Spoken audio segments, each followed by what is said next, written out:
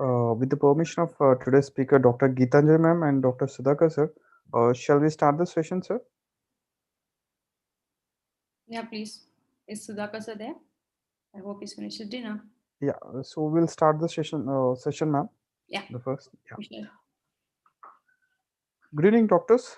This is Dr. Someshwar from Shield Healthcare. I welcome you all on behalf of Shield. Thank you for joining today's webinar. Uh, and I request all the participants to post their questions in the comment box given in the below. And good evening, Dr. Geetanjali ma'am and Dr. Evening. Sudhakar Reddy sir. It's an honor to have you here for today's webinar. Thank you. Yes. Same here. Chitrakala, could you please give the share screen option for me?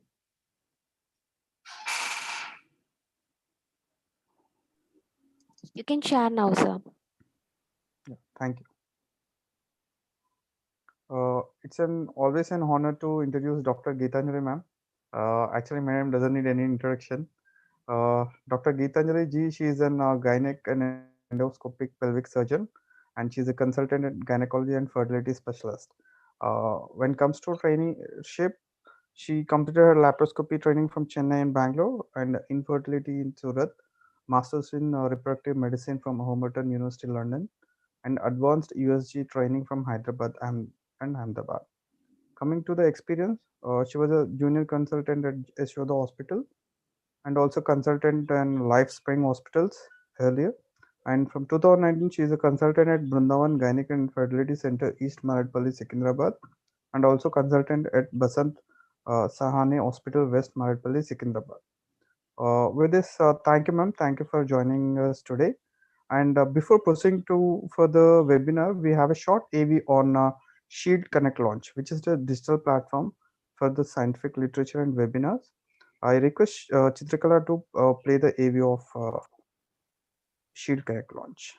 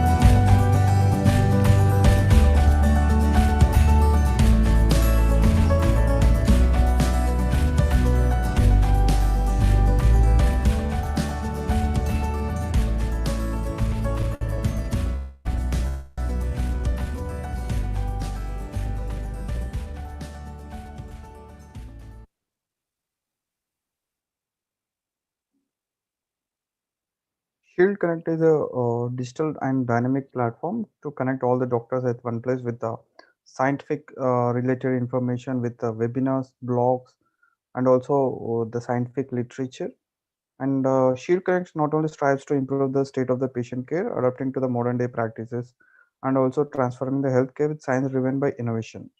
And I request all the delegates to please do visit the Shield Connect page, and you can see all the upcoming webinars, past webinars here. Yeah, thank you, and thank you, ma'am, for giving us the time. And before beginning, we have the topic of the most discussed topic and the common problem in the adolescent PCOS. So I request Dr. Geetanjali Madam to give a talk on the today's first topic. Yeah, over to you, ma'am. Thank you, Dr. Someshwar. Good evening, one and all, and Happy New Year to everyone. I think we do have some good news this year. I think in the last couple of days they have announced a vaccine for COVID, and we are hoping that we do get it soon. So by the end of next week, or by I think in a couple of weeks, we're going to get the vaccines. I mean, I'm so happy about it. So from living in fear, we go into living in freedom after maybe a year. So I am looking forward to it, and of course going out and doing many things which we can. So today our topic, and yeah, at the outset I would like to thank Shield Pharma and also my patients. Because of them, that's the reason why maybe I am doing this topic and this presentation today. Because when they come to clinic to us, the only thing what we think is we run down, see our books and review the literature and find out new things so that we can cure them and treat them better. And yes, thanks to my patients first, and then of course to the Shield Pharma for giving me this opportunity. So let's go into today's topic. Adolescent PCOS. Yeah, it has become a big menace. Yes, and also it's a silent epidemic. I don't know whether it is silent or not, but yeah, it is becoming epidemic and also a pandemic in the future maybe. So last 10 months of this lockdown, I think I've done nothing but doing about adolescent PCOS articles and other talks. And half of the lockdown I was reading about PCOS, and I think the other half of the lockdown went reading about COVID. So this that's because it looks very emerging. And adolescents, so their lives are in misery and trouble, not only physically but also emotionally. So how do we help them? Our as gynecologists, how do we help them, and can we prevent it? So that's what one of my aim is. Can we prevent it? That's how I started reading about PCOS, and of course I started developing an interest in adolescent PCOS. So today it's only about adolescent PCOS. I'm not going to go into any pathophysiology, because I'm sure we would have had countless number of lectures on PCOS since last 10 to 12 months, all many webinars. So last week itself, I've seen Shield holding 2 webinars on PCOS. So just the clinical things, so that I'm sure all of you will know everything. Most of you will know everything. It's not that something new which I'm going to tell you, but I think and hope that I can streamline your thoughts, so that when adolescent girl comes into our clinic with trouble, being obese and having hyperandrogenism features, and also with irregular periods, how can we help her, and how can we make her future better, is what I am aiming at, and is what I want to really convey to you all today. So I'm not going into the details of the pathophysiology and the etiologies, and how the mechanism, how it works, because I'm sure you would have been bombarded with lots of sessions till now. Okay, so let's go into the next thing, what epidemiology, and yeah, of course, most Um, now. Hello. Sorry to interrupt, ma'am. Yeah. Ma'am, actually, you have to share the screen. I We haven't can't. shared the screen yet. Yeah, yeah. Oh, I thought I did. Is it okay now? No, ma'am, we can't see your slides. Uh, so this one, Share the screen at the bottom. Yeah. right now, can you see? Yes, ma'am. Yes, Is we that can okay see. now? Yeah, it's okay, ma'am. Fine. Yeah. Thank you. Oh, okay. Welcome. So let's go into the epidemiology. So India, let me just, where do I, I'm not able to minimize your, how do I minimize the picture?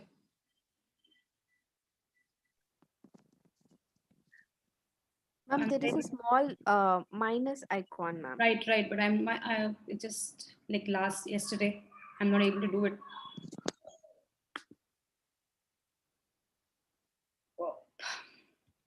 Okay.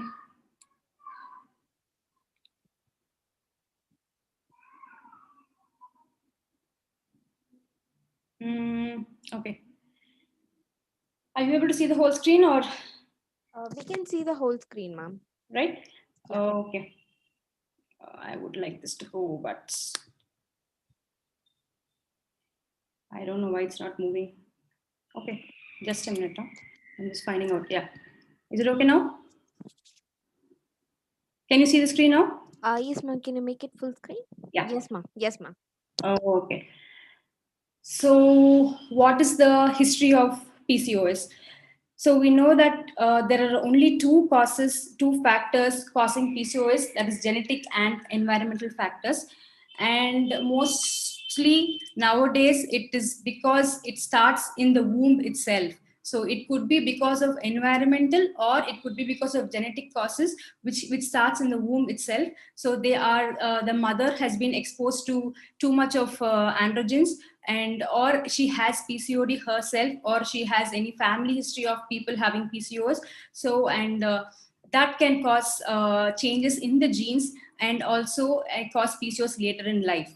First thing, and next thing, environmental. It can be also in the womb and also postnatally, if the child is exposed to too much of androgens, or if she's obese. Yes, they can cause PCOS in adolescence, and also later in childbearing, or anytime during their life. PCOS can manifest. It doesn't have to be that it has to be only during adolescence, or during the reproductive age group, or during their menopause. It can happen anytime. So what happens throughout their life? So if they have if they are exposed to androgens, then during childhood they can have insulin resistance, which insulin resistance, and also hyperandrogenemia, which manifests with lots of hair, and maybe also they can have premature adrenal. There could be adipose tissue dysfunction and excessive postnatal catch-up weight gain. This can also cause, because of obesity, yes, there is a increase in PCOD incidence. There could be premature adrenal, premature puberty, and premature menarche. And during adolescence, because of with the weight gain during the childhood days, they can have irregular periods. They can have that is ovulatory or anovulatory cycles, and they can have hyperandrogenism with the acne, and other things like acanthosis nigricans, and achondrones, skin tags, and also hirsutism. So these are the things which can lead to PCOS. And from there, during reproductive age group, they can have infertility, and from there menopause, it leads to metabolic syndrome, causing hyper like endometrial cancer, or cardiovascular disease, dyslipidemia, and any hypertension, or any heart blocks. So this is how PCOD can manifest in any age and any stage of life, causing different problems. So can we prevent it, is what we need to really think about. So as I told you, risk factor is obesity. It can be family history and ethnicity. Ethnicity, PCOS manifestation can be different in different ethnic groups. Like in Japan, the girls are always thin; they are not obese. So what happens is they have more hyperandrogenic features than having obesity or irregular periods. In South Asian women, we see more obese patients than having hyperandrogenic symptoms. So we cannot conclude saying that only because of one or two symptoms that they go into the PCOD criteria. We need to evaluate and examine them, and then maybe brand or diagnose that they have PCOS. So, as I said earlier, there are only two factors, that is genetic or environmental factors. So let's see about the genetic factors. So there is evidence that there is familial clustering in PCOS. So in a family, if a girl has PCOS, there are 50% chances her sister can have PCOD, and there are 35% chances that her mother would have had PCODs and carrying on still to have PCOS. And also, if they have brothers, they can manifest, PCOS can manifest in male as male phenotypes. They can have male pattern balding, and they can be obese, and they can have increased insulin resistance. And also if we test their higher testosterone, it could be higher than normal. But usually we don't do that. But there is male phenotype of PCOS which are found nowadays, and that's why it's PCOS are mostly autosomal dominant. Yeah, and there's increased prevalence of type 2 diabetes mellitus in the first degree relatives, and yeah, it is highly heritable. As let's see later what it is about. So the environmental determinants, mainly fast food and sedentary lifestyle and high carbohydrate intake, obesity, yes, they cause PCOD. But there are lean people who also have irregular periods and they also have PCOS. How do they manifest? We always talk about environmental toxins, that is the endocrine disrupting chemicals. So let's go into that. What are endocrine disrupting chemicals? They are everywhere in our environment, including the containers that hold the food that we eat and the bottles that contain beverages we drink. So there's a hormone chemical called bisphenol A, that is BPA, which is present in the bottles and also in the containers which we use daily and which we drink from. And it is also present in and other chemicals are phthalates, pesticides, and industrial chemicals. They all, what do they do is they interfere with the hormonal actions and they can cause PCODs. So we need to tell the patients, we need to ask the patients whether they use a lot of plastic containers, or whether they keep reheating in plastic containers, and they use plastic bottles. Yes, it is very difficult for us because that we do that, but I think we need to minimize it so that it is better for us in future. And the other thing is about the air pollution. The air has many types of gases. There was a study conducted in Taiwan where they have a lot of coal combustion factories. So the whole air was filled with sulfur dioxide and nitrous oxide, nitric oxide, and other particles. So when they conducted a study out there for 7 to 8 years, they have found that the women are at high risk of PCOS after inhaling the air with all the chemicals. So this chemicals can cause inflammation and oxidative stress on the cells, which can lead to PCOS later. So even keeping in mind, I think the two main factors are the air pollution and also the plastic containers which we use. Yeah, it is good for us to shift to glasswares and other things. So next thing what I want to really tell you today is about the epigenetic causes. What is epigenetics? Epigenetics, there is a change in the phenotypic expression without a change in the genotype. This is something new which is really coming up. Let me put an example. I mean, maybe you should go see some Bruce Lipton videos where he explains very well about epigenetics. So from the womb till 7 years of age of a child, the way the child thinks, the way the child sees things, and way he's taught things. And if example, if he lives in fear the first 7 years, he's going to be very fearful for the rest of his life. If he's doubtful, he can be doubtful for the rest of the life. So the first 7 years of a child can be modified and can by epigenetics, that is the genes.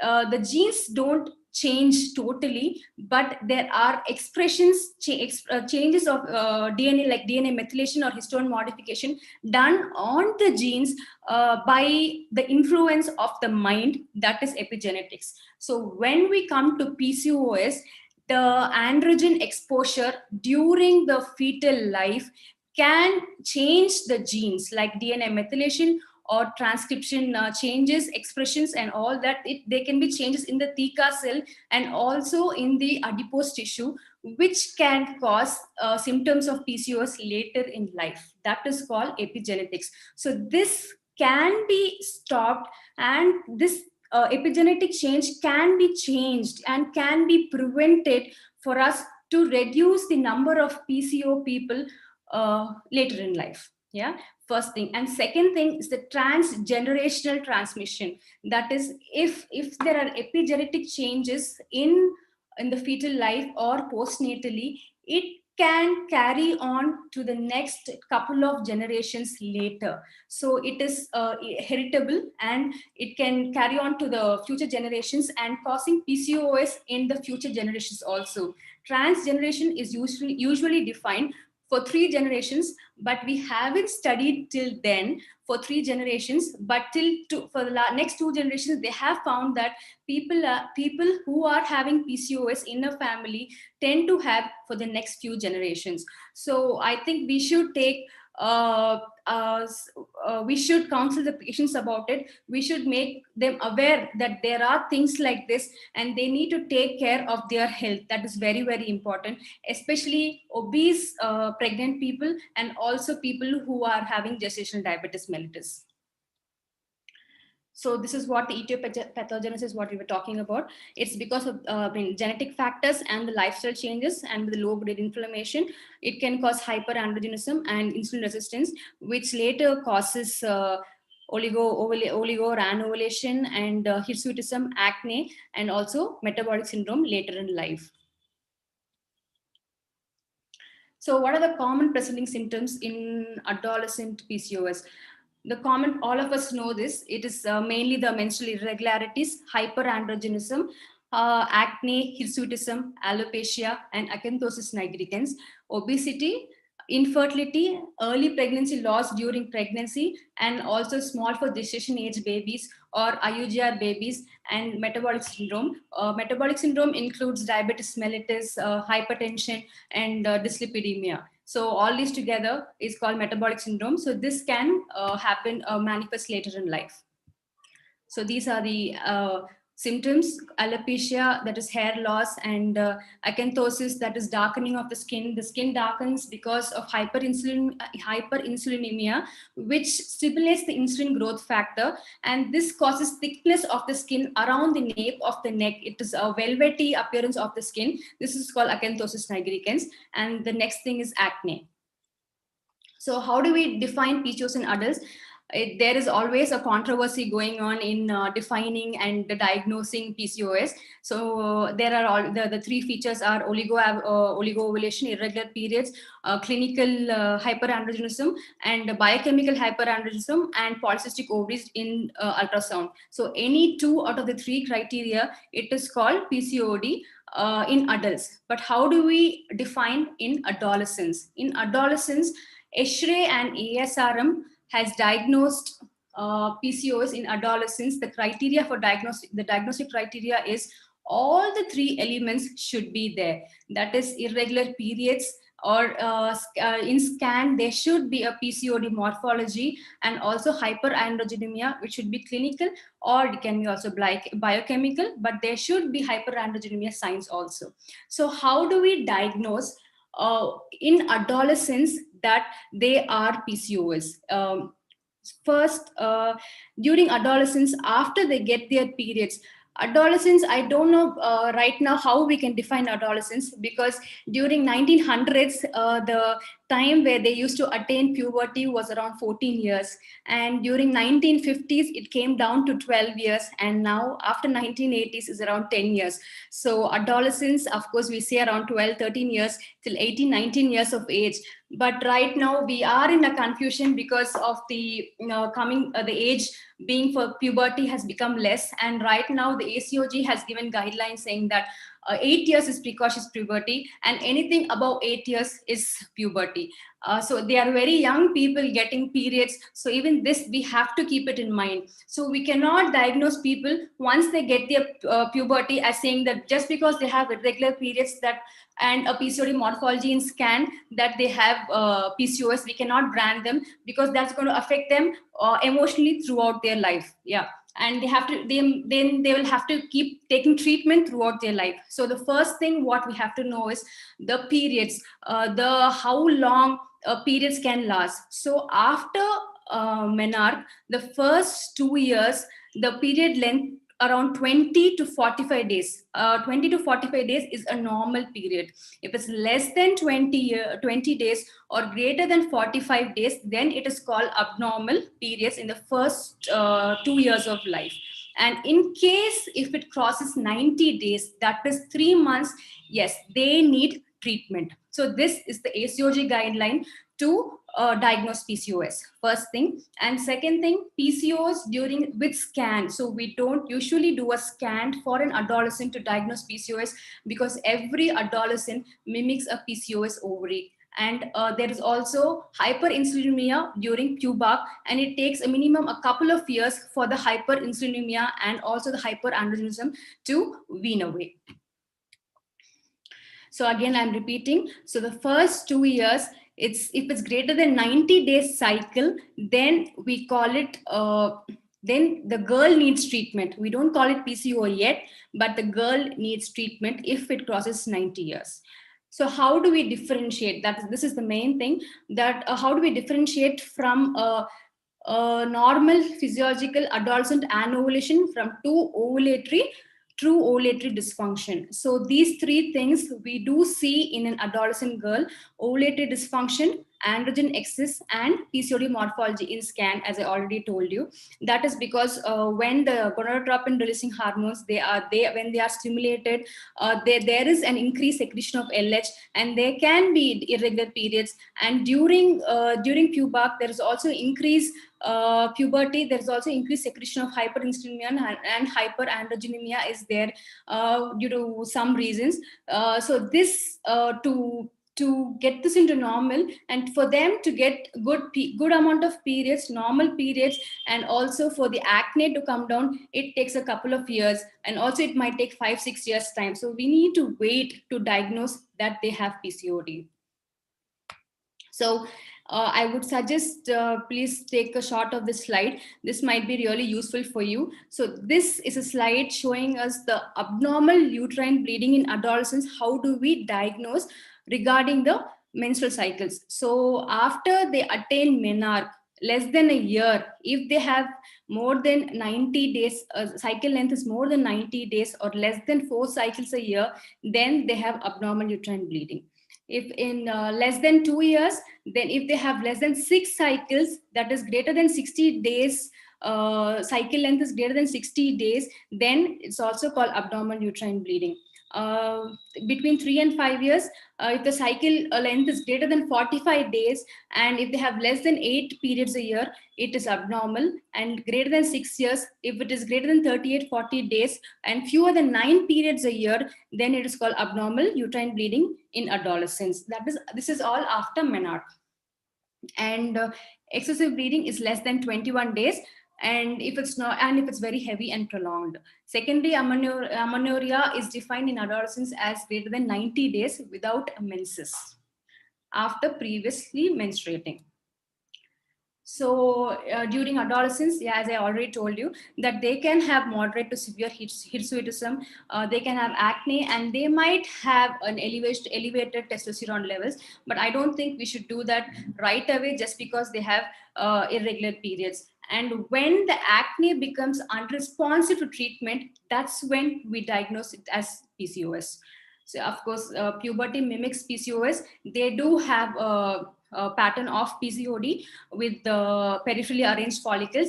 With time, it comes to normal, and they also ovulate normally. So how do we diagnose PCOS in scan? Usually TVS is the best method to diagnose PCOD, and there should be minimum 25 follicles in per ovary to diagnose PCOS.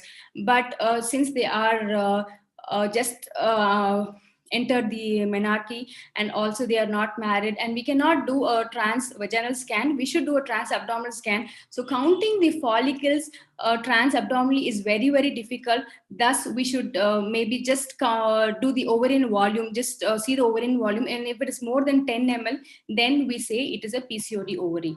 And also we should omit the stromal echogenicity.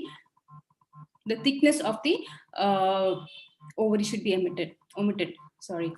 And how do we, some PCO morphology, we can see PCO morphology ovaries in scan, and they can have regular periods. And some PCOs can have regular periods without having a PCO morphology. So all these people should be kept as risk for PCOS, so that we should keep monitoring them every 6 months or 1 year, and then later diagnose them whether they have PCOD or not. So now the studies say that the role of ultrasound to diagnose PCOS, we should do a scan only to diagnose PCOS only after 8 years after menarche, because they have multifollicular ovaries less than 8 years after menarche. But I really don't understand this because of the early puberty what the girls go undergo. So I think we should wait for a couple of years more before we diagnose that they have PCOS.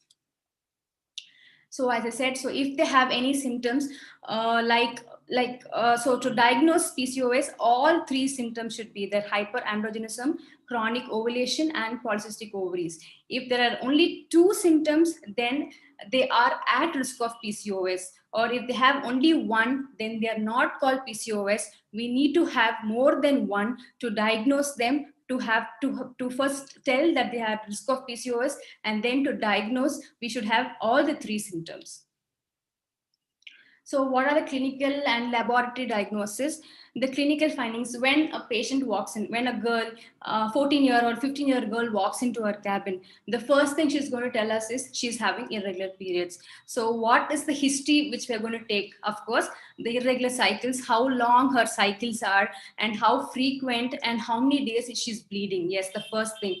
And the second thing is we should also take the family history of PCOD patients. Like we should ask whether the mother was a diabetic during pregnancy, and whether she has any irregular periods, or whether she was obese or she is obese, and then how was her siblings, whether her siblings also have irregular periods, and other family history of any type 2 diabetes. All this is very, very necessary for us to come to conclusion that the girl can have PCOS now or even later. So other things, what do we see? First, we ask them history, and then during examination, first thing I would request all of you to do is the BMI, so that we know that with body mass index whether she's overweight or she's obese, in obese category. And second thing, of course, we should start seeing for acanthosis nigricans and see the acne which has pustules in it. And also acne is also seen over the back very commonly nowadays. And other things like hirsutism, yeah, we should do the modified Ferryman Galway score. We should count the areas, and we should start doing that regularly, so that we have an idea whether she's at risk of PCOS, or whether she's going into whether she can go into PCOS later. Yeah, so what are the tests which we do when they come? The first thing what we do is I would not suggest, or I would not do a scan. Rather, the only thing what I would like to know is why is she having irregular periods? What's the cause? So we might do a thyroid test, a thyroid profile, or we can do a prolactin. That's the only two things I would suggest right now. If she has too much of hair, if you think she could have vitalizing tumors, then we should go for DHEAs, dihydroepiandrosterone, or we can go for 17 alpha, 17 hydroxyprogesterone. So once we have confirmed PCOS, and then we do OGTT and lipid profile.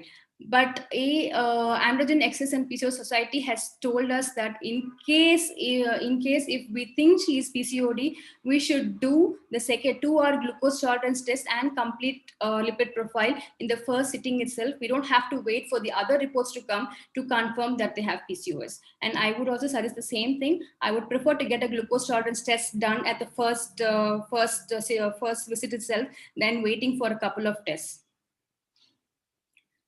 So the clinical hyperandrogenism, acne, there should be more than 10 pustular acne seen on the face, or on the back, or anywhere on the chest. So when they have more than 10 comedones, then only we can diagnose them as having PCOS. And hirsutism, as I told you, yes, we should do the Ferryman Galway score. And if it's greater than 6, there's always a little talks going on that, saying if it could be 6 or could it be 8. But I think more than 7 or 6 is fine.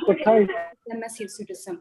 And of course, the frontal balding, that is the male pattern baldness. It is very, very rare.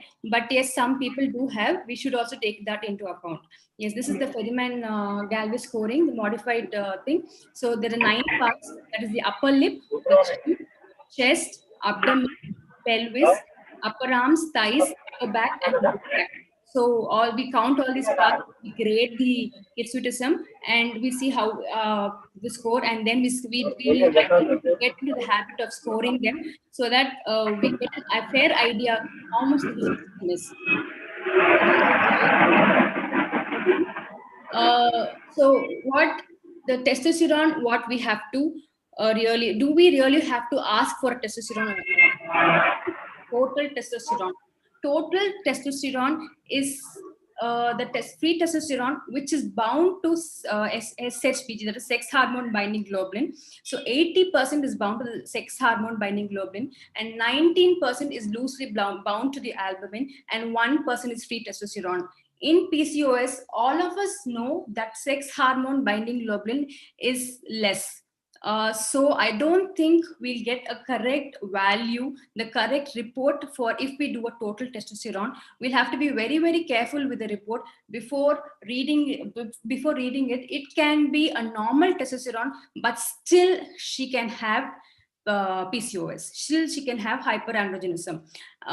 We can free testosterone is measured in most of the labs, but I don't think it's done very correctly, because the international standards, there is no international standards for free testosterone, because the way it has to be done is by equilibrium dialysis, which is cumbersome and very costly, and it is a long time taking procedure. So most of the labs don't have that, so we cannot rely on the free testosterone values. So, but yes, we should do a total testosterone just to rule out whether she has any virilizing tumors or not. If it's greater than 200, then we should look for other things, and we should ask for a CT scan to find out if whether she has any adrenal tumors or any other things.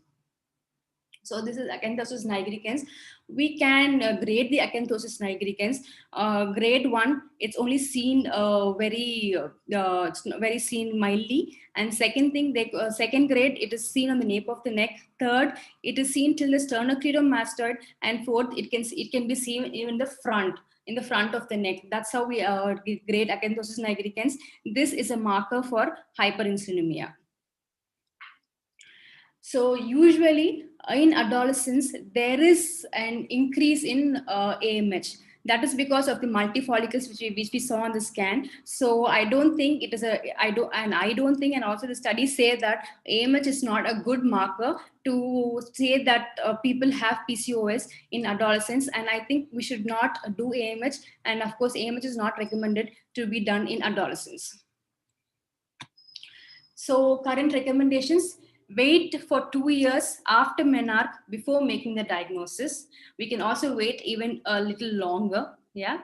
So refrain from diagnosis in doubt to avoid the occurrence of anxiety and depression. Evaluation of metabolic status in presence of obesity and hyperandrogenism is recommended. Early treatment of hyperandrogenic and metabolic symptoms also before the diagnosis, in order to avoid physiological distress and long-term consequences of hyperinsulinemia. So we can treat the symptoms, but we don't have to say that they are PCOS, is what the consensus says. So consider carefully the ultrasound data. I think we should do an ultrasound, not to diagnose PCOS, but to see other things like adrenal tumors, or there could be ovarian cysts. If she's having irregular bleeding, there could be ovarian tumors. So maybe we should have a scan, and also medical legally, it is better to have a scan. That's it. But if a radiologist is going to give us a PCO morphology, or it's polycystic ovarian, she's having PCOS, I think we should skip it, and I think we should not take it seriously. So how do we manage? So what are the things which we need to manage? First is the irregular periods. Second, of course, the obesity, the lifestyle changes. And third, the hyperandrogenic features like acne, hirsutism, and acanthosis nigricans. So when imagine we have a patient in our clinic, she's 14 years, weighing around 70 to 72 kgs, and of course the mother is very very shaken, and that she's not getting her periods, and she's getting hair growth, unwanted hair growth all over her body, and she's becoming she's putting on weight more and more. So the first thing is, they, of course, the girl and the mother is going to be in depression, also in anxiety or depression. So how do we counsel them? So what do we tell them? And I think that is the main treatment, the management is our counseling, and to make them understand that PCOS is a lifestyle disease. It can be a lifestyle disease, and it can, in case if it's genetic, it can get aggravated with more lifestyle changes, with obesity and also sedentary lifestyle. So we need to make them understand that, we need to counsel them well, and then maybe the minimal we should examine them well, and minimal tests is what we should do. I don't think that many labs offer us PCO profile. I don't think it is necessary for us to do all the tests. The only thing what we need to do is maybe a couple of tests like thyroid, prolactin, and maybe a testosterone. So keep it minimal, and treat the symptom, and treat the psychological thoughts more than anything else. So exercise and lifestyle, it depends on person to person. Yes, they always have, all of us don't have time for exercise, we have time for everything. So we should emphasize that they should find time to exercise. Exercise does not help only physically, it also helps us emotionally, is what we need to tell them. So at least for preventing weight gain, at least 60 minutes of moderate to vigorous exercise should be done, and for weight loss, minimum 250 minutes per week of moderate intensity activities, or 150 minutes per week of vigorous intensity, or an equivalent combination of both should be done. So I mean, any kind of exercise, as long as she's able to reduce weight and she's able to maintain it throughout her life, is what we should tell her. And also cut down on her food. So the first thing what the parents will ask is, what kind of food can we give our children, and how should she eat, what should she? There's nothing like that. It is just a low calorie diet, that's it. So count everything, whatever goes into your mouth. That's the only way we can reduce the number of calories. So ask them to keep a diary, and ask them to write what they've eaten for one whole week, and ask them to count the calories, and roughly, and so they will know what they're taking more and less. And then maybe we should send them to a nutritionist for counseling, and sometimes we should tell them how maybe we should eat. There are a lot of varieties, a lot of things on the net, fasting, intermittent fasting, and all those things. Yes, they can do that, but after reducing weight, can they keep up with it, is what we really need to see. And they might come into a clinic saying that after 6 months I have reduced around 5%, 7 to 8 kgs of weight, so but I haven't got my periods yet. It's not going to happen overnight. So after we reduce around 5 to 10% of weight, it's going to take another 6 months to 1 year for it to regularize. So once you reduce 7 to 8 kgs weight, you cannot go back to eating, and you cannot expect the regular periods to come, is what we need to counsel them. And they have to do it throughout their life, so that they don't have repeated PCO problem, or at least they don't have to worsen the PCOD problem. Yeah. So how do we regularize the cycles? Regularize the cycles, all of us know it's only a contraceptive pill. Contraceptive pill, it has many uses, and it acts in many ways also. So what right now, what they say is drospirenone is the best pill, and they also say drosperinone pill. Drosperinons, they don't put on too much weight, and the estrogen component should always be kept low. In adolescents, it's only around 20 micrograms, not more than 20 micrograms. So progesterone, we can regulate the cycle with progesterone by giving them monthly 5 to 10 days of progesterone, but that does not reduce the sex hormone binding, that does not increase the sex hormone binding globulin, and it does not normalize the androgen profile. So it does not do anything. It does not do anything to decrease the hyperinsulinemia or hyperandrogenemia. It just lets the periods to come. So it doesn't work basically to treat PCOS.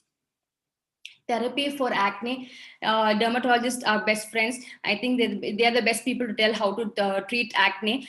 But there are many people who come back to us even after taking treatment with the dermatologist for a couple of months, saying that it hasn't gone away. Yes, it won't go away, because the main culprit is the hyperandrogenism. So to treat the hyperandrogenism, they have to take oral contraceptive pills minimum of 6 months. So after we take it for 6 months, and then the changes will start taking only after 6 months. And even for hyperandrogenism, for hirsutism also, we need to take the pills for 6 months, because the androgen, telogen, and the phases of the hair, it takes minimum 120 days for the hair to grow. So so it takes minimum 6 months for the new hair follicles not to come, so it not to develop. So we need to wait for minimum 6 months before we see any decrease in hair growth, decrease in hirsutism and acne, and also acanthosis nigricans. So this is what we need to reassure the patients, that all this is very, very necessary, and not to panic.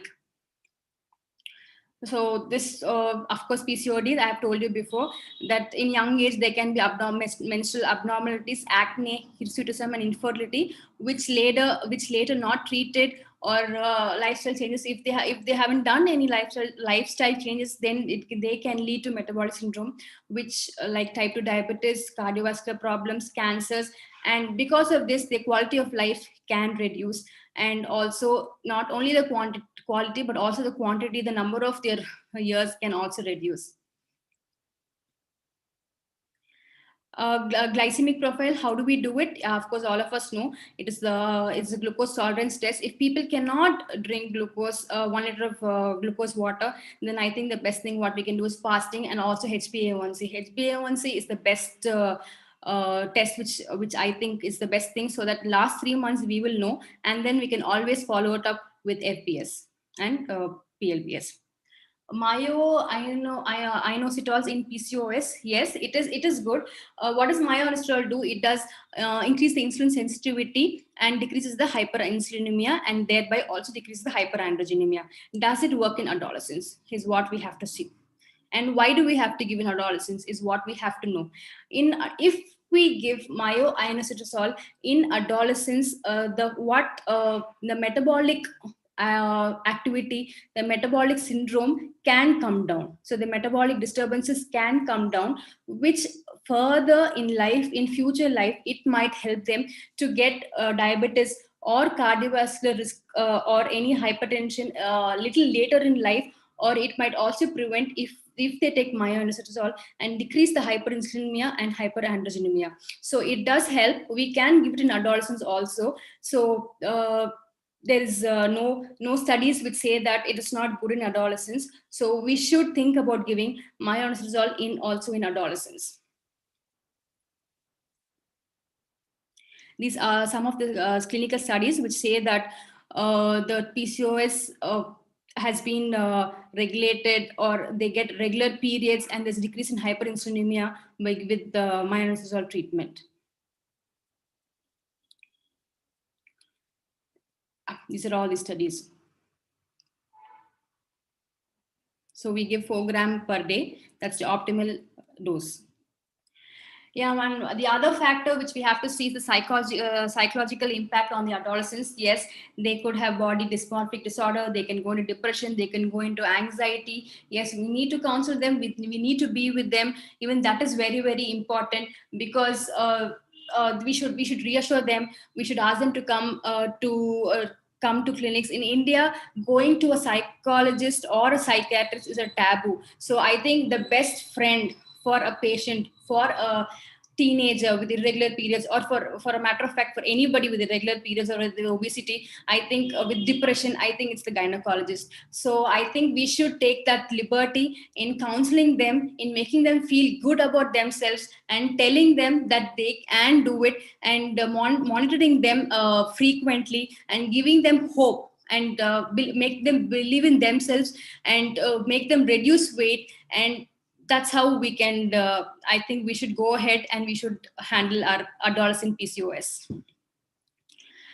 Thank you. And I think there are only a few points which I want you to take home. That is, the first 2 years we need to wait, and don't do ovaries, don't do scans, and total testosterone. Please be careful when you say that the total testosterone value is normal. So all these things, and during treatment, please wait for the 6 months of OCPs before saying that hirsutism hasn't come down or the acne hasn't come down. And of course, lifestyle modifications. Thank you. Any questions? Thank you, ma'am, for your excellent and superlative talk. Thank It's you. always learning to hear you, ma'am. Ma'am, I'll read out the questions from the chat box from the Sure. delegates. Sure. Ma'am, we have a first question that is, what are the treatment options for acanthosis secondary to adolescent PCOS? Yeah, acanthosis, we generally don't have any treatment. It is because of hyperinsulinemia, the skin becomes dark. So the only thing is giving contraceptive pills. With 6 months to 1 year of contraceptive pills, the acanthosis regresses by itself, and the skin darkness reduces by itself. We don't have any, chemical peels or any other ointments or creams for the acanthosis to go away. Thank you, ma'am. Yeah. And we have one more question. That is, how is late onset congenital hyperplasia due to 21 hydroxylase deficiency differentiated from adolescent PCOS? Late onset, we need to do the other tests like DHEAS and congenital adrenal hyperplasia. We should know the virilizing syndrome and virilizing factors. If the testosterone is greater than 200, then we should think about other things other than PCOS. PCOS, generally, we can differentiate between congenital adrenal hyperplasia. They might not have ambiguous genitalia also. Yeah. Thank you, ma'am. I don't find any additional questions, ma'am. Yeah. So if you allow me, then we'll move to the other topic. If any questions, we will have it at the end of the session. Okay. Thank you. Yeah, thank you, ma'am. Yeah. Moving on to the today's second topic, that is to approach to the male infertility. I welcome Dr. Sudhakar Reddy sir for the today's webinar. And before proceeding, let me give the introduction of the sir. Sir,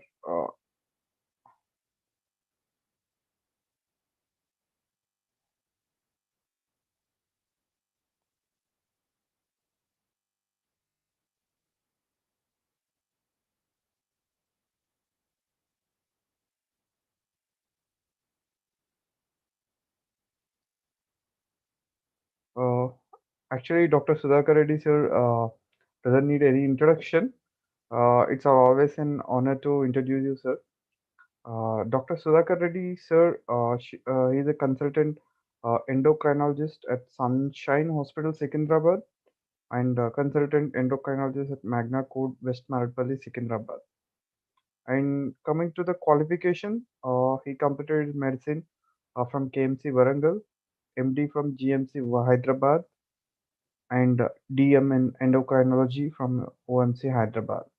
And coming to the experience, he had experience in practicing in Yashoda hospitals from 2007 to 2016, and trained DNB endocrinology students in Yashoda Hospital since 2012 to 2016, and currently working in Sunshine Hospital, Secunderabad as a consultant endocrinologist and consultant endocrinologist at Magna Code, West Maradpalli, Secunderabad. With this, I welcome you, sir, for today's webinar on approach for the male infertility. Thank you, sir. Over for your presentation, sir.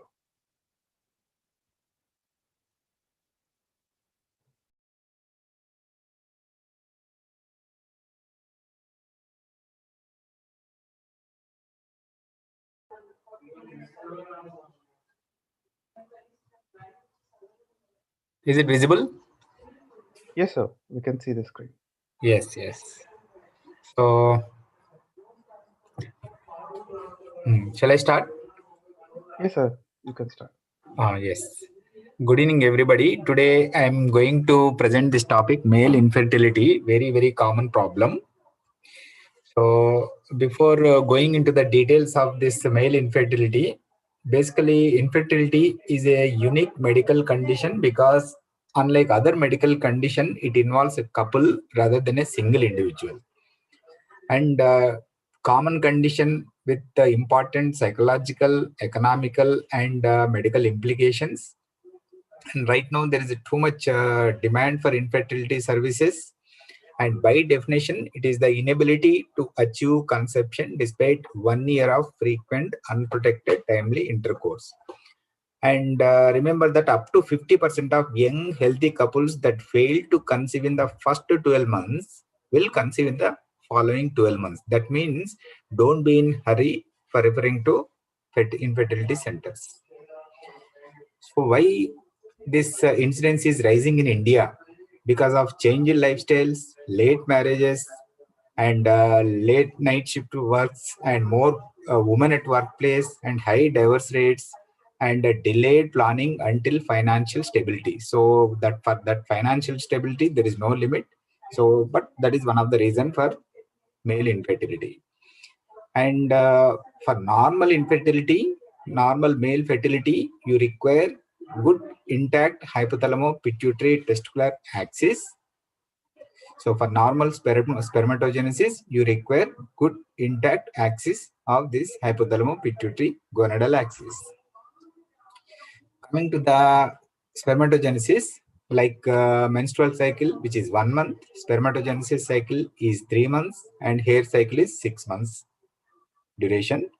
And testis 80% is occupied by seminiferous tubules and only 20% by interstitium. And coming to spermatogenesis, whatever may be the treatment you do for spermatogenesis improvement or improvement in quality or whatever it may be, you have to wait for 3 months because of its 3-month cycle. Coming to the etiology of infertility, female factor contributes to about 38%, male factor about 20%, both 27, and unexplained is seen in about 15% of cases.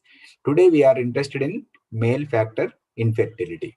So again, in that male factor infertility, by and large classified into 3 causes: pre-testicular, testicular, and post-testicular. And out of these 3, testicular contributes to 65 to 80% of cases, and remaining idiopathic 10 to 20% of cases. Same thing in pictorial form.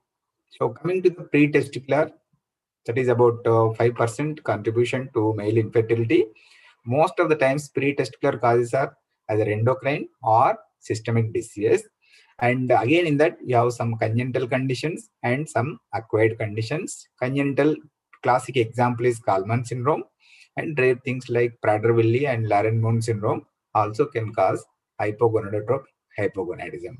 And acquired things like infections, injuries, inflammation, any chronic inflammation, tumors around the hypothalamo-pituitary area can cause this pretesticular or hypogonadism. And systemic disorders like severe systemic disease of any cause, severe malnutrition, and morbid obesity, that is one of the common cause for hypo. And coming to coital disorders, so more publicized anywhere, if you see any media like YouTube or anywhere, paper, advertisement, you see about ED. But in fact, ejaculatory dysfunction, EAD, is much more prevalent, and it is situational. Sometimes you see unejaculation or premature, retrograde, delayed, anything is possible. So ED is more publicized, but more prevalent one is EJD, that is ejaculatory dysfunction. Coming to erectile dysfunction is basically divided into 2 categories: organic versus psychogenic. This is also one of the cause for male infertility. Organic ED is usually gradual in onset, is constant, and affect non-coital erections, and is present under all situations. Unlike organic, psychogenic ED is sudden in onset, situational, with varying degree of ED under different circumstances. And remember that nocturnal and early morning erections are intact in this psychogenic ED. Coming to the testicular causes of male infertility, this is the most common reason for male infertility, and most of the times it is idiopathic. You will not get any clue even after evaluation. And congenital conditions include, classic example is KFS, Klinefelter syndrome, and sometimes you see Y chromosomal deletions. And acquired causes include varicocele infections, drugs and toxins, and immunological things, and any systemic illness can disturb hypothalamo-pituitary, and also even testicular dysfunction is possible. Examples like chronic kidney disease, cirrhosis, all these things can disturb testicular function. Coming to the post-testicular causes, most of the times these are surgical issues. Some are treatable, some are non-treatable. So like epidermal dysfunction, vas deferens issues, and male accessory gland infections like prostatitis and vesiculitis can cause post-testicular male infertility. So pre-testicular are endocrine causes, testicular most of the times are idiopathic, and post-testicular are surgical conditions. How to approach? So take the detailed history, age, duration of marriage, contraception practice, and developmental history, and history of any chronic systemic illness, any trauma to the pelvis, and head injury that can cause hypogonadism. And coital frequency and timing is also very, very important nowadays because of hectic schedules. So these things are missing. And occupation and environmental exposure, addictions, and detailed drug history, medical and surgical history is very, very important before proceeding further. And in the examination, these are the basic things: height, weight, BMI.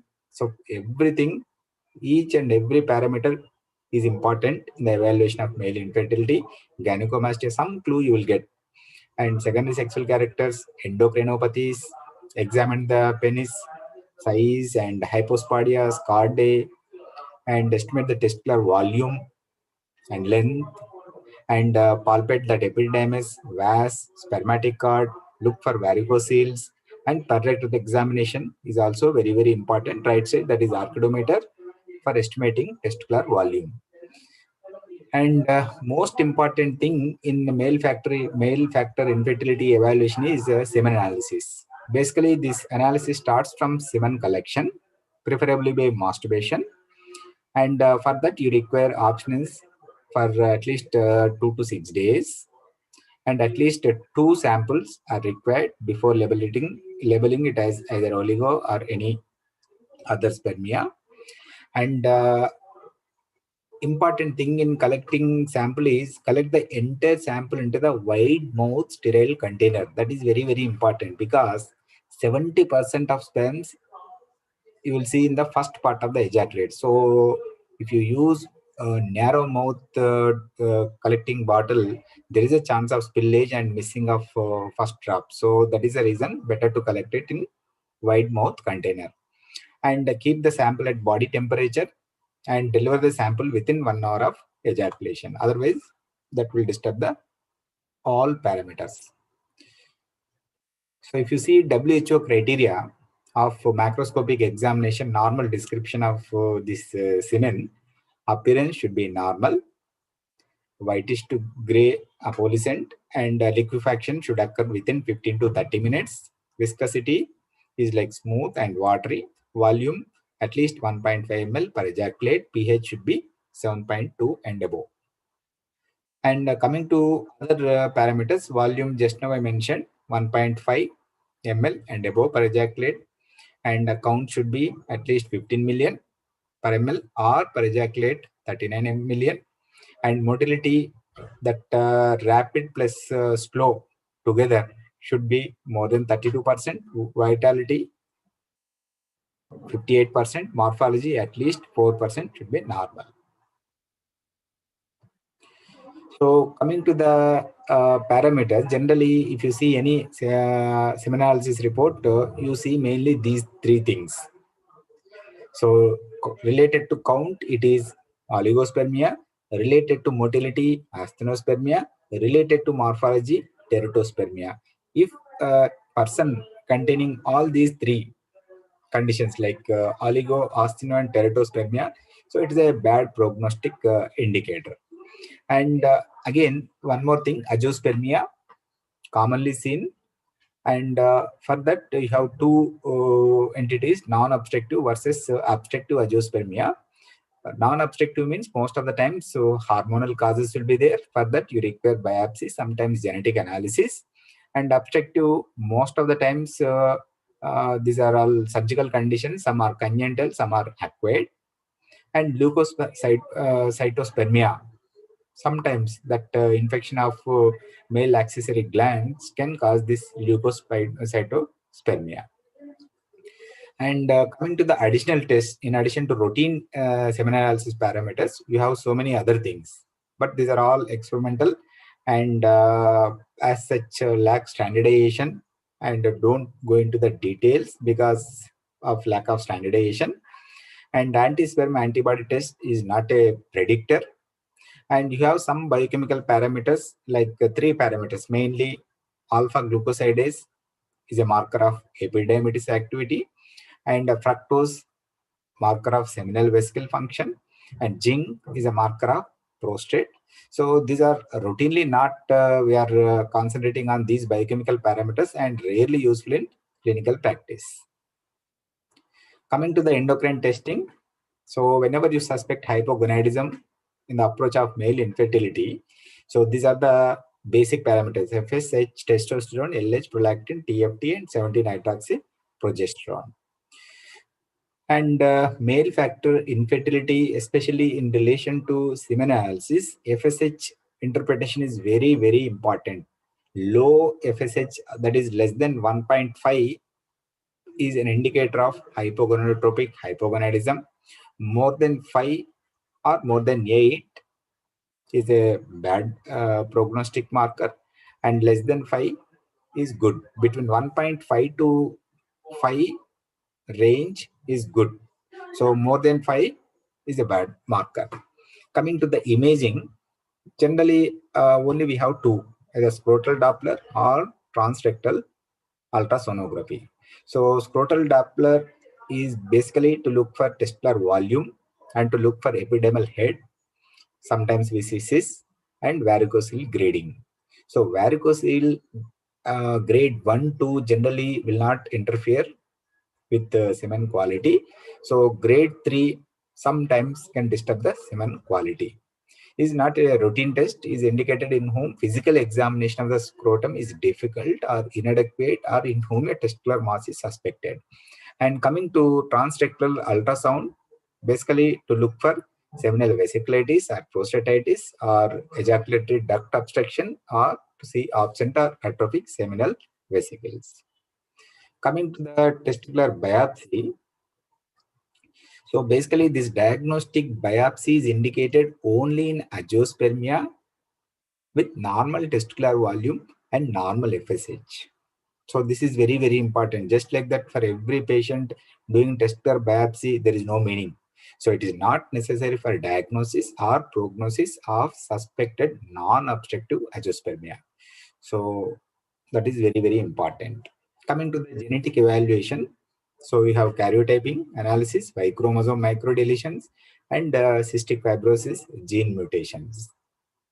And these genetic evaluations are recommended in all infertile men with severe semen parameters to assess and prevent possible iatrogenic transmission of genetic mutations. That means, so some centers at any cost, they will try to try for this collecting sperm from male partner, but that is not correct. So in case of severe genetic defect, better to go for donor sperm instead of trying from the partner. So this is the approach towards male infertility. Take the detailed history, then physical examination. Semen analysis is the basic thing. And just based on single report, don't come to conclusion. Again, you repeat the semen analysis. And if it is abnormal, second value or second analysis also, if it is abnormal, then go for hormonal evaluation. So in that you will get the clue whether it is hypo or hyper or partial androgen insensitivity, or just it is as a general epithelial failure. In that you will see high FSH with normal testosterone and normal LH. Coming to the treatment, so before anything is a costly affair. So before starting some particular treatment or proceeding to some interventions, first you inquire what treatments were previously recommended and were they followed correctly and what results were obtained. So these are the basic things before proceeding further. Coming to the general treatment, education. Sometimes, to our surprise, basic knowledge will not be there, especially for young couple. Sometimes, and explain that coital frequency and timing, avoidance of the drug abuse, alcohol, quitting of smoking, alcohol, very important, and weight reduction, especially obesity with central hypogonadotropic hypogonadism is a well-known entity. So weight reduction makes big difference in their performance. And coming to the treatment of pre-testicular male infertility, most of the times these are medical conditions. So for that, for example, hypogonadotropic hypogonadism, we have standard protocols. But in eugonadotropic hypogonadism and idiopathic, there is no role for these aromatase inhibitors or clomipin or androgen. So waste of money, time, and energy. And this is the standard protocol for hypo to start with HCG. Generally, we start with low dose. Once you achieve testosterone in the normal range, wait for 3 to 6 months. If you are happy with that sperm count, maximum you can wait for 12 to 24 months. If there is no improvement in count, better to add HMG. So you can combine both HMG and HCG in the same syringe for convenience. You can give it subcutaneous. And if you are getting good results of semen analysis, it is okay. Otherwise, no other option, better to go for donor sperm. Maximum you can wait for 12 to 24 months. And treatment options for coital disorders. So you have erectile dysfunction, we have very good molecules. And for premature ejaculation, mainly it is behavioral therapy, and we have drugs like dapagliflozin. And for retrograde ejaculation, we can go for molecules like pseudoephedrine. Coming to the testicular causes, which is the most common cause of male infertility, basically divided into 3 categories based on hormonal evaluation, like low testosterone and high FSH and LH. That is the typical of hypergonadotropic hypogonadism. In that is almost a hopeless case. Best option is donor sperm and adoption. And isolated elevation of FSH, that means germinal epithelial defect. So there is a spectrum. Sometimes chances will be there, and sometimes it is hopeless, like first one. And normal testosterone, LH and FSH, this is the most commonly faced thing in our clinical practice. And as such, there is no effective medical therapy for this problem, but continuous attempts of natural conception you can try, or as a next option you can go for ART. Post test, most of the times it is surgical retrieval of sperm from site proximal to the obstruction. We have a number of techniques like TESA, micro-TESI, MESA, PESA. So basically all these attempts are to extract the sperm and for further proceeding to ICSI. But before proceeding to ICSI, that is intracytoplasmic sperm injection, you require genetic counseling. So ART treatments, you have IVF with embryo transfer, GIFT, ZIFT, cryopreservation of sperm, and ultimately ICSI. So IUI, intrauterine insemination, most common. It is done for unexplained infertility, and also in situations like hostile cervical condition, cervical scar, ejaculation dysfunction, and it is first choice for male immunological infertility, and it is a routinely done procedure. Number of centers are doing this. It is simple procedure in male infertility approach. This is IVF protocol. Next, cryopreservation. Sometimes, like patient young age, undergoing chemotherapy, cancer chemotherapy, some radiation procedure. So there is a chance of permanent gonadal damage, germinal epithelial damage. So in that situation, you require these things. Next, coming to ICSI is reserved for those with moderate to severe male factor infertility. And remember that in couples with female factor infertility, ICSI offers no clinical advantage when compared with conventional IVF. And regarding some other things like varicocele repair, grade 1, 2, just you can ignore. Grade 3 with poor semen quality, you can attempt. But these are all unproven therapies. And treatment for leukospermia and medical therapies to increase circulating gonadotropin concentrations. Routinely, we see these prescriptions in oncology clinics, but benefit is a question mark.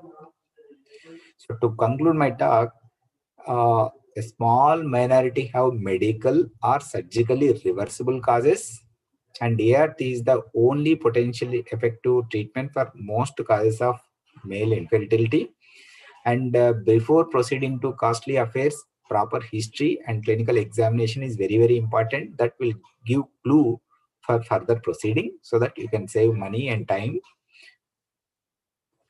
And semen analysis is the fundamental investigation and directs the subsequent evaluation.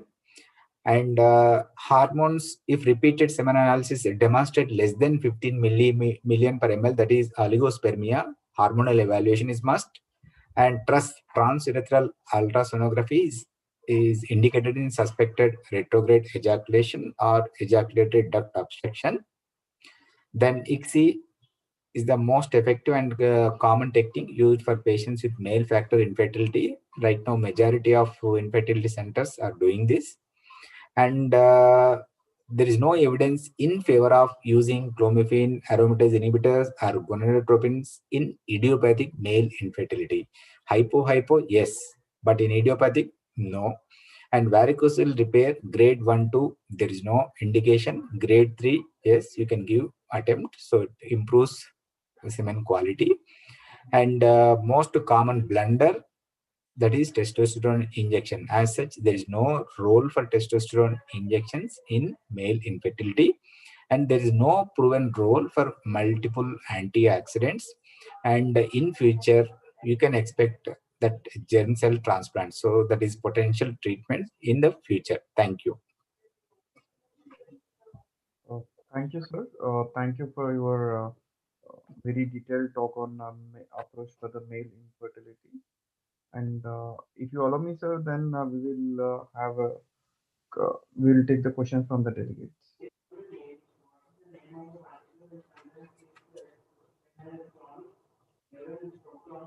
Hello. I am ready. So I will be happy if. Yes, sir. So I'll read the first question for you, sir. Yes. That is, what do you do with the retrograde ejaculations routinely? So retrograde ejaculation, you have some medications, but most of the times in that young age group coming with infertility, retrograde ejaculation is not that common. Generally, we see that type of problems in old age with prostate surgeries. As such, it is not that common in young age. And in that situation, you can go for this post ejaculation urinary sample collection for sperm. You can extract sperm from post ejaculatory urine sample. Thank you, sir. We have one more question.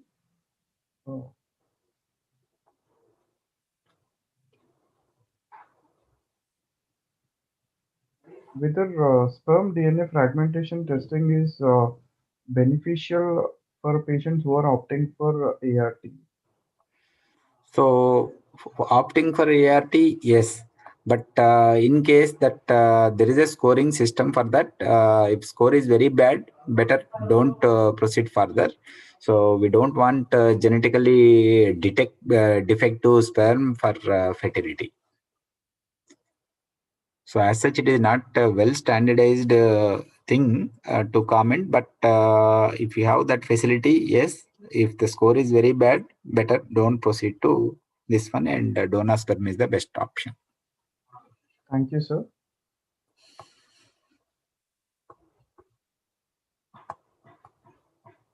We have one more question, that is when to consider for testicular biopsy. Testicular, before proceeding to testicular biopsy, testicular volume should be normal, hormone profile should be normal. So just with the hope of having some patchy spermatogenesis, generally we proceed to that one. So uh, small volume, too much abnormal hormone profile, there is no indication. Obstructive, where you are not able to retrieve the sperm, and normal testicular volume, then you can. Just like that, for every patient of male infertility, it is not required. So basic thing is, remember, testicular volume should be normal, hormone profile should be normal. Thank you, sir.